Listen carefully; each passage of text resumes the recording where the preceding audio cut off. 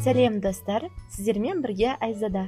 Бүгін 5 минутта гүлді қырыққабаттың клярда жасалу жолын көрсетемін. Ол үшін видеоны соңына дейін қарап, менімен бірге әзірлеңіздер.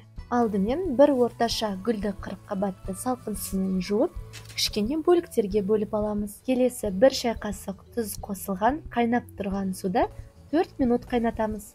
Достар, каналға тіркеліп, лайк басып, келесі жаңа видеоларымды өткізіп алмас үшін қоңырауша белгісін басып кетіңіздер. Енді клярды дайындаймыз. Ол үшін бізге 2 жұмыртқа қажет. Дәміне қарай бұрыш, тұзды қосамыз. Және өз қалауыңыз бойынша басқа дәмдеуіштер де қоссаңыз болады. 2 ас қасық ұнды қосып, жақсылап біркелкі болғанша араластырамыз.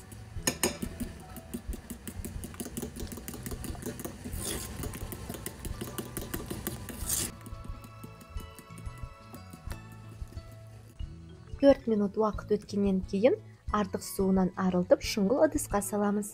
Балаларымда жетіндіктен қырыққабатты мен майдалап турадым. Ал сіздер көлемін кішкене үлкейтсеңіздер де болады.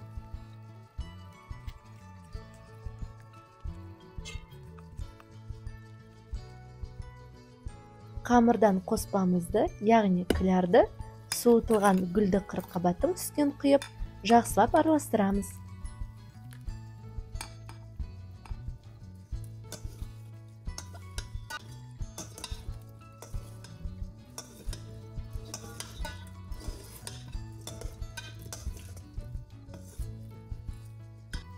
Табаны орта отта қыздырып, үстінен көп мөлшерде сұйық майды құямыз. Мен құйған майдың мөлшерінен сіз одан да көбірек құйсаңыз болады. Қырыққабатты екі жағынан алтын, әдемі қоңыр түске боялғанша қуырып алуымыз қажет. Менің қырыққабаттарым майда көлемде болғандықтан бәрін бірге салып қуыра салдым. Ал сіздерде кішкене көлемдері үлкенірек болса, майыңызды көбейтіп, табаныңызға сиятындай 5-6 қырыққабатты салып, екі жағынан қуырып, оларды алып шығып, келесі бөлігін салып қуырсаңыз болады. Осылайша қаттырақ отта қуырып шығамыз.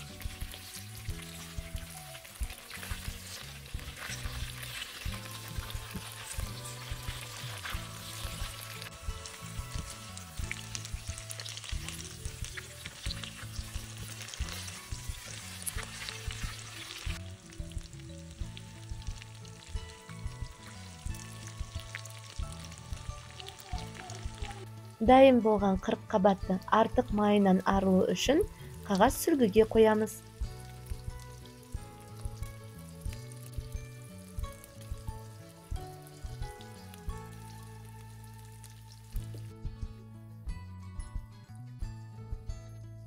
Міне біздің расымен дәмді, сырты қытырлақ, іші шырынды, өте тез әрі оңай дайындалатын гүлді қырыққабаттарымыз дайын болды. Міндетті түрде осындай түске басарды әзірлеуге кеңес беремін.